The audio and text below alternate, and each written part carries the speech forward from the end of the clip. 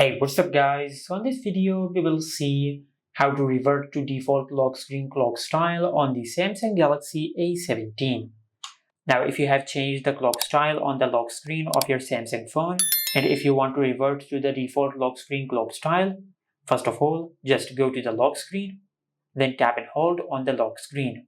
Now just enter your lock screen pin, and from here you will be able to customize the lock screen. First of all, just tap on the lock screen clock, then tap on style, and in the style section, just select the first style.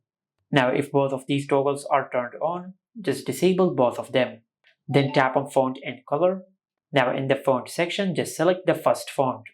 After that, in color, just select black or white, or you can select automatic. And if you select the automatic option, your smartphone will automatically select a color from the background and it will apply to the clock of the lock screen. Or you can select black or white to get the default look. And once you have done that, just tap on done. And this is how you can revert to default lock screen clock style on the Samsung Galaxy A17.